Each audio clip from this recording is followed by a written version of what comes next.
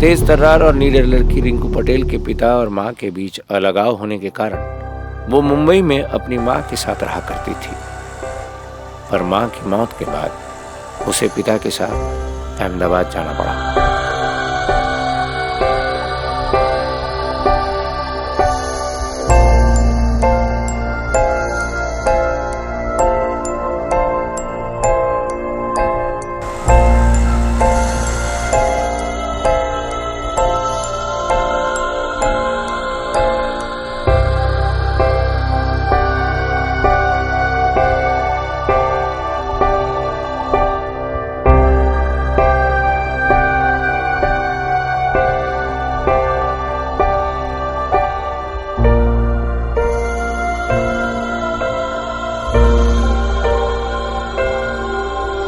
उस दिन मेरा वेलकम सबने बहुत लाड प्यार से किया।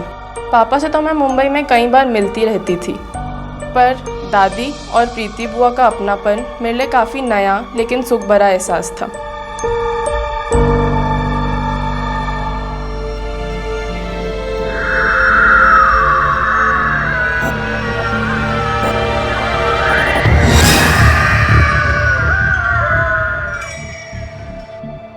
मुझे सबसे ज़्यादा सुखद एहसास मम्मी से मिलकर हुआ।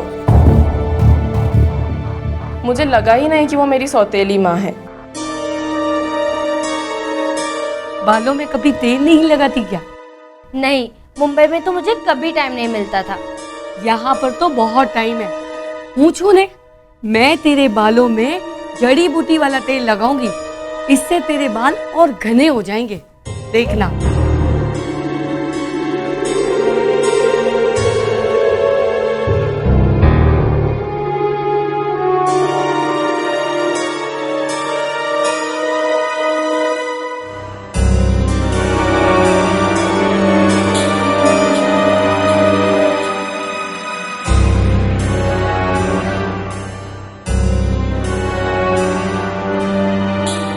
रिंकू की चोटली देखकर पल भर के लिए ऐसा लगा जैसे कि चीकू खड़ी है। मैं तो बरसों पीछे चली गई। चीकू मेरी बहन थी। हम लोग चीकू के बारे में कभी कोई चर्चा नहीं करते थे, पर मेरी पत्नी ने अनजाने में रिंकू को चीकू का रूप दे दिया था। रिंकू खुश थी और मैं भी यही चाहता था, इस घर में उसे कभी कोई दुख ना हो, हमेशा हंसती मुस्कुराती रहे।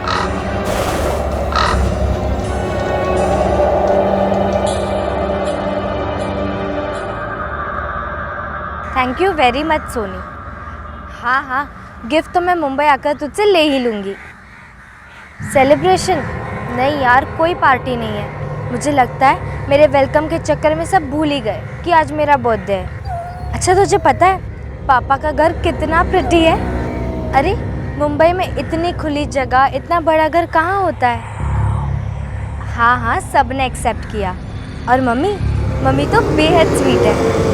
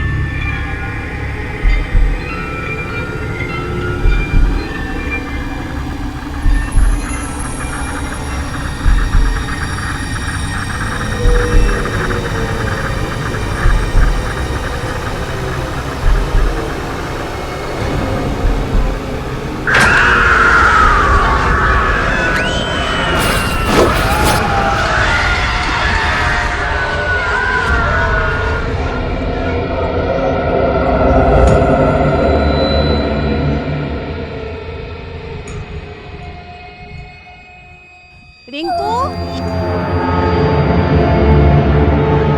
ओ रिंकू,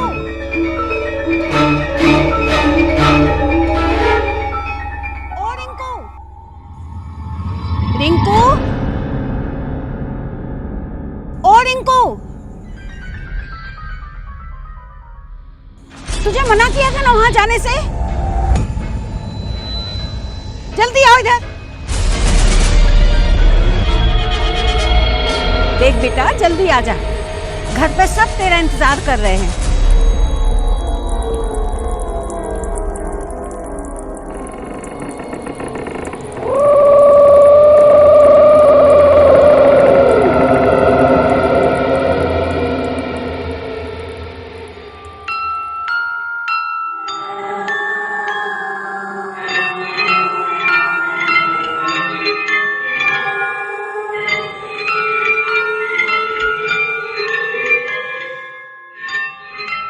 माँ, रिंकू कहाँ है?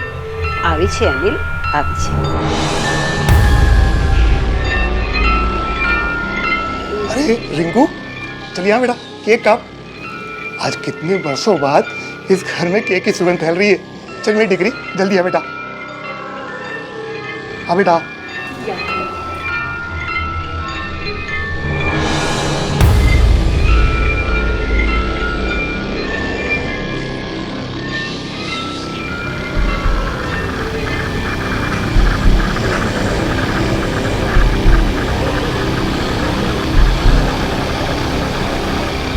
रिंकू, क्या हुआ बेटा? रिंकू, શું થયું બેટા?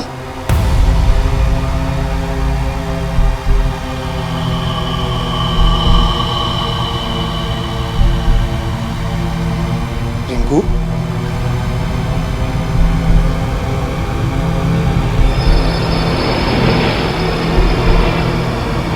रिंकू, रिंकू क्या हुआ बेटा? શું થયું બેટા? रिंकू, रिंकू, रिंकू, रिंकू क्या हुआ?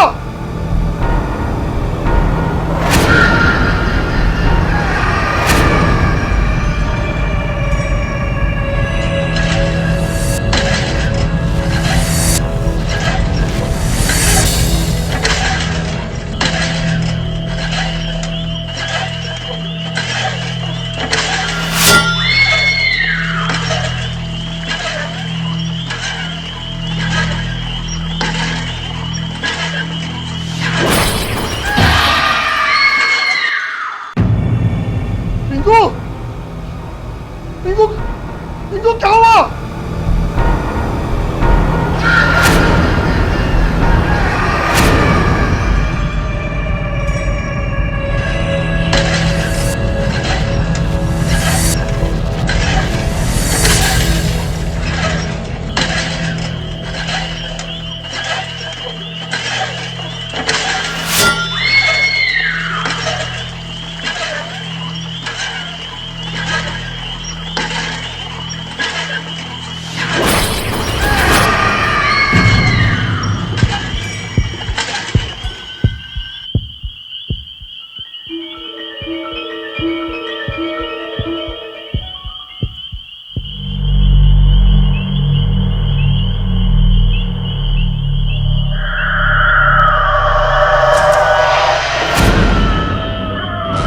रिंकू,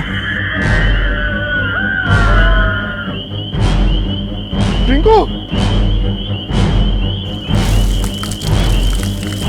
अनिल भाई, रिंकू,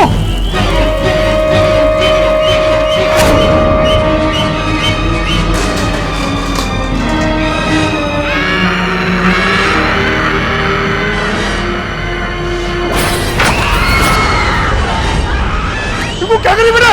रिंकू! क्या हुआ बेटा?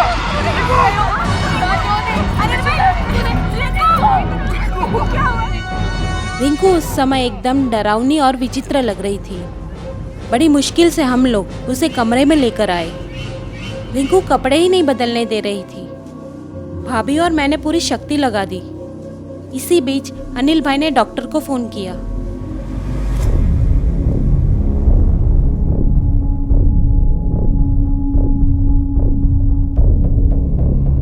आग तो बहुत ज्यादा है।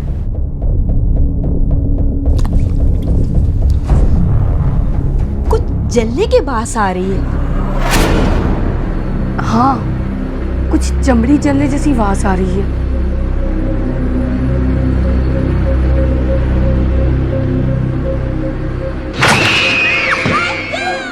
बिन माँ की बच्ची पहली बार पापा के घर आ रही थी। चिंता तो सबको हो रही थी। एक तो रिंकू की हालत, उस पर वो बदबू कोई सहन नहीं कर पा रहा था।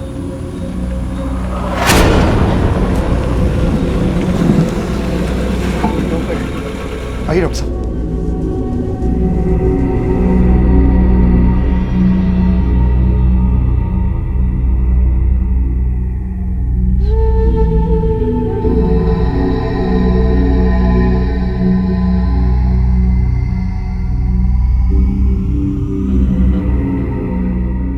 फीवर तो बिल्कुल नहीं है, थर्मोमीटर से चेक किया था।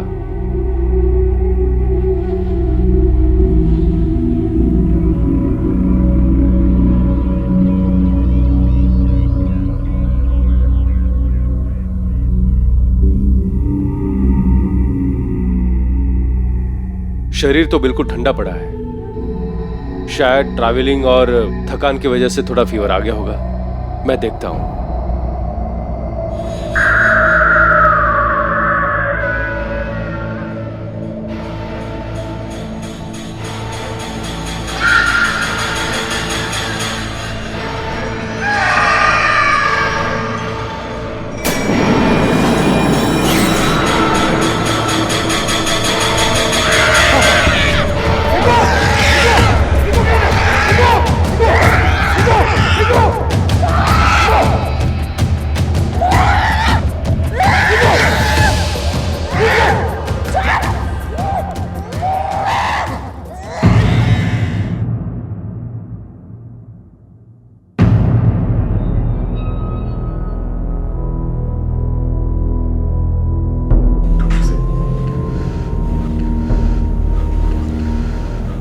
डॉक्टर होने के नाते यह बताना जरूरी है कि रिंकू की मानसिक स्थिति ठीक नहीं लग रही है। शायद अपनी मां को खोने के सदमे से वो बाहर नहीं आ पाई है।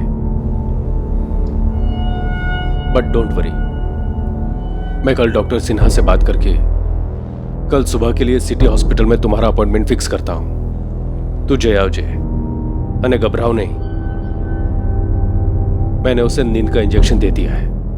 मैं रिंकू की हालत समझ नहीं पा रहा था।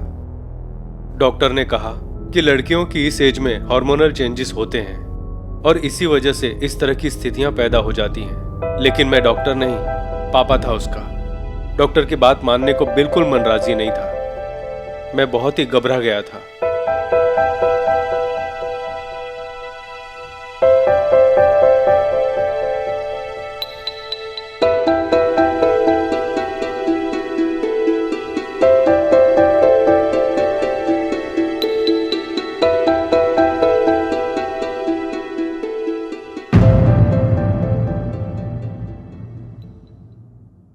अनिल भाई,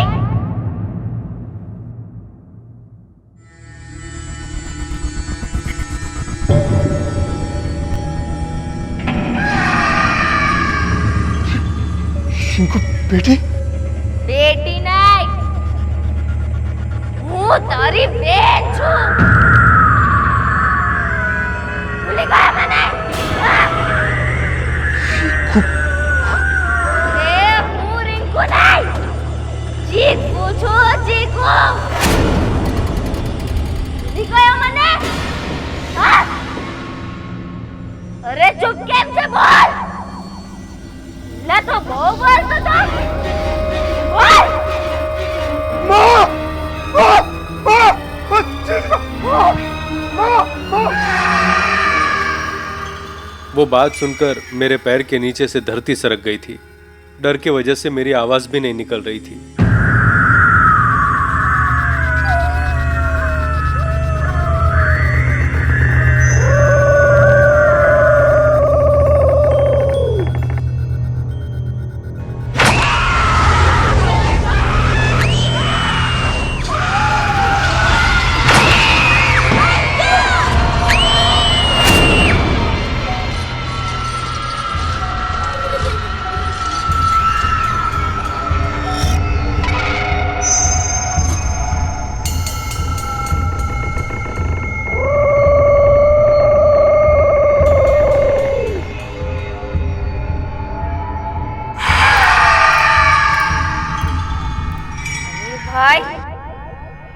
मैं तेरी बेटी को नहीं छोड़ूंगी। जो हाल मेरा हुआ था वही हाल मैं तेरी बेटी का करूंगी। रिंकू, मैं रिंकू नहीं चिकू हूँ।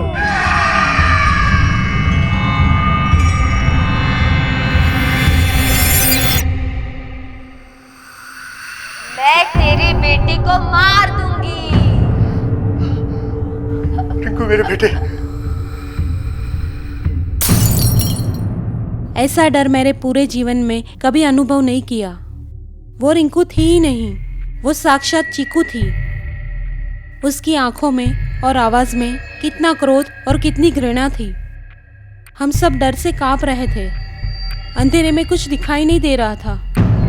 रमेश काका, काका, डोर से निकलो जल्दी, जल्दी डोर से निकलो काका।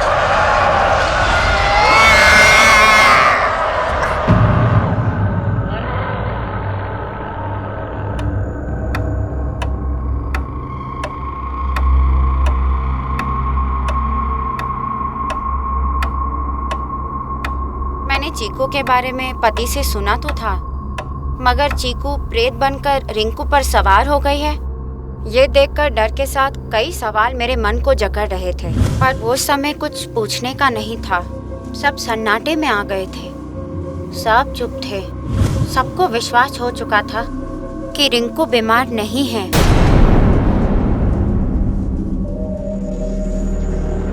गुरुजी मेरी डिग्री को बचा लीजिए। वो चीकू बरसों बाद वापस आ गई है। वो उसे मार डालेगी।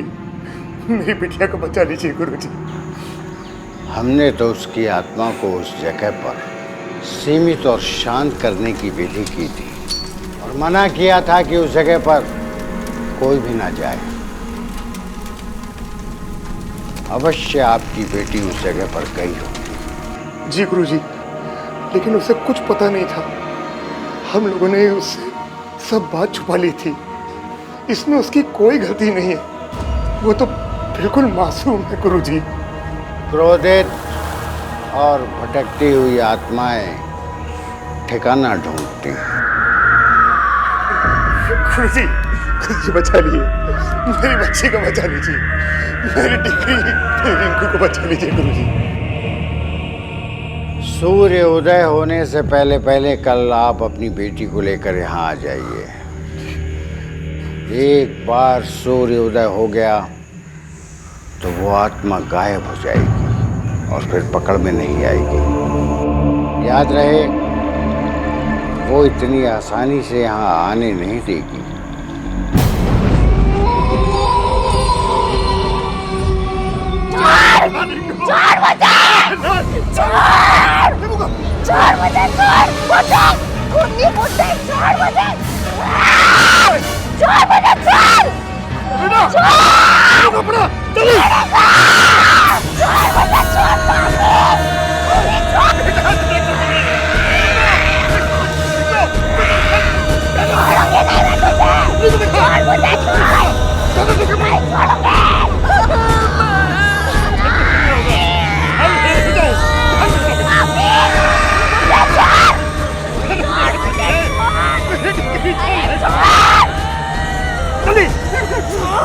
अब अगर कोई भी सामने आता है तो रुकना मत। जल्दी,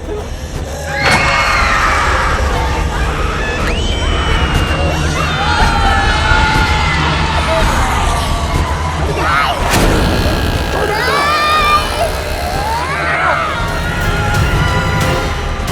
जल्दी, अब अगर कोई भी सामने आता है तो रुकना मत।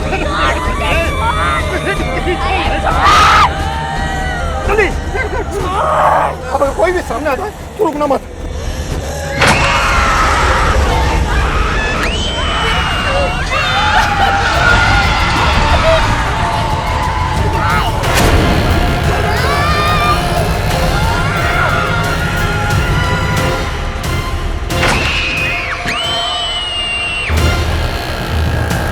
मेरे पति रिंकू को लेकर गुरुजी के पास रवाना हो चुके थे, पर मैं ये सोच सोच कर डर रही थी कि रास्ते में क्या क्या होगा।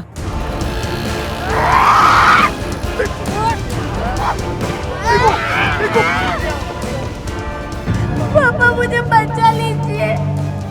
पापा ये खोल दो, मुझे बहुत दर्द हो रहा है। नहीं काका, इसे मत खोलना। गुरुजी ने सचेत किया, इसे बिल्कुल मत खोलना। मुझे पापी, तुझे क्या लगता है मुझे तेरे पापों की सजा नहीं मिलेगी? मैं तेरी बेटी को मार दूंगी।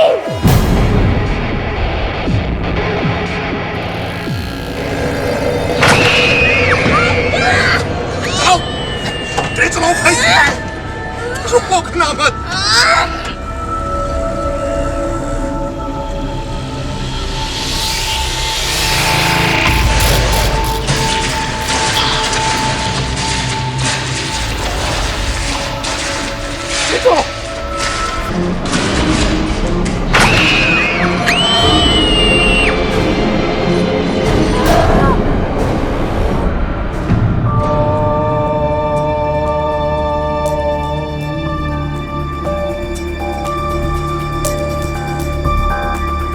पंडित,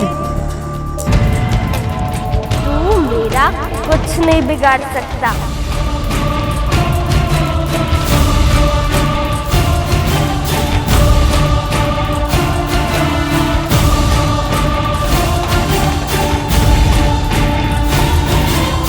गुरुजी को देखकर जहां मेरी हिम्मत बढ़ी, वहीं रिंकू आपे से बाहर हो रही थी।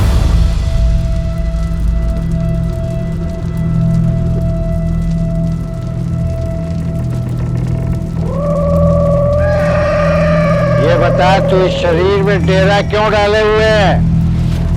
इसके बाप को सबक सिखाने। पंडित, तू चाहे कुछ भी कर ले, तू मेरा कुछ नहीं बिगाड़ सकता। मैं इसे नहीं छोड़ूंगी।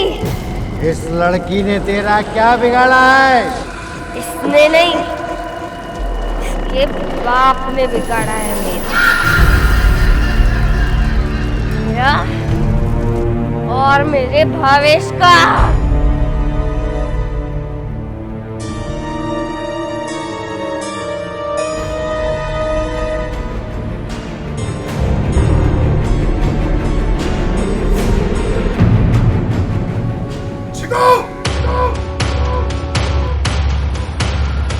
मना किया था, समझ नहीं आती तुझे, समझ नहीं आती।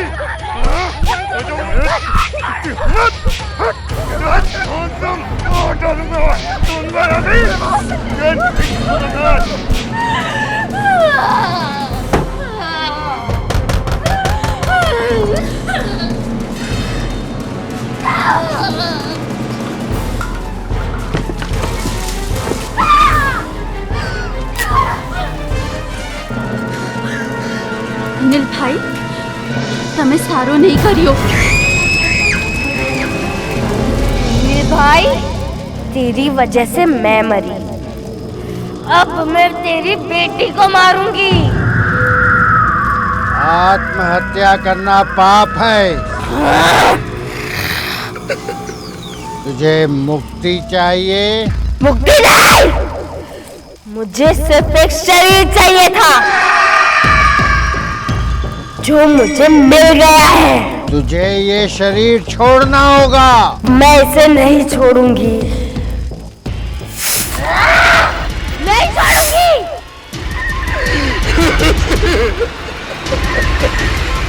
पंडित, मैं इसे नहीं छोड़ूंगी। छोड़ना होगा। नहीं छोड़ूंगी। ओम।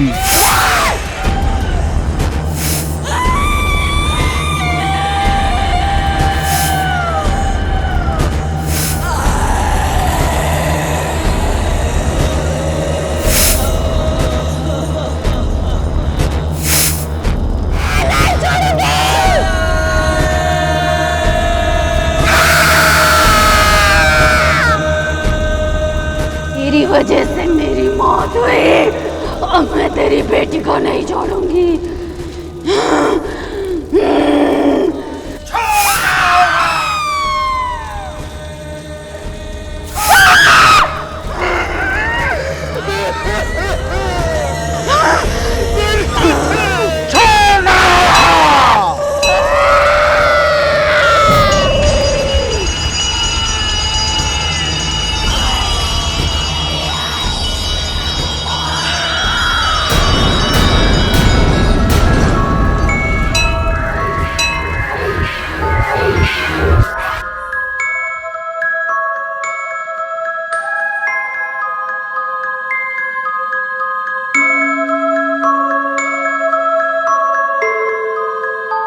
उस समय मेरे साथ क्या हुआ मुझे कुछ याद नहीं। पापा ने मुझे नींद से जगाया तो मेरा बदन दर्द से टूट रहा था। पापा की आंखों में भी आंसू थे। अकाल मृत्यु में आत्माओं की मुक्ति नहीं हो पाती, और यदि वह आत्महत्या हो तो आत्माओं की मुक्ति होना काफी मुश्किल हो जाता है और वह उस स्थान के साथ जुड़ी रह जाती है। इसे हम अर्थबाउंड स्पिरिट्स के नाम से जानते हैं। रिंकू की बुआ एक माध्यम ढूंढ रही थी जिससे वो अपने घर वालों को बता सके कि जो भी उसके साथ हुआ अच्छा नहीं हुआ। रिंकू की बुआ की आत्मा को एक मौका मिला कि वो रिंकू को माध्यम बना के उसके पिता तक ये बात पहुंचा सके कि उसके साथ कितना गलत हुआ है। जब तक ये संसार रहेगा, ये परंपरा रहेगी, तब तक प्रेत की आयु 10,000 वर्ष होती है और वह 10,000 वर्ष चीकू वहीं प्रेतत्व को प्राप्त होकर के शतगतिशील रहेगी। उसकी सदगति केवल महानारायण बलि, गया श्राद्ध और श्रीमद् भागवत कथा श्रवण से होगी, जिसके पश्चात उस स्थान पर कोई भी जा सकता है, कुछ भी कार्य कर सकता है, घर मकान बना सकता है, सुखी जीवन व्यतीत कर सकता है। मेरे साथ जो भी हुआ उसकी याद भले ही ना हो, पर उसका एहसास आज भी मेरे दिल को सहमा देता है। मैं फिर अहमदाबाद अपने घर कभी नहीं गई। बड़ा मन करता है दादी, प्रीति बुआ और मम्मी से मिलने का, पर फिर गुरुजी का आदेश याद आ जाता है।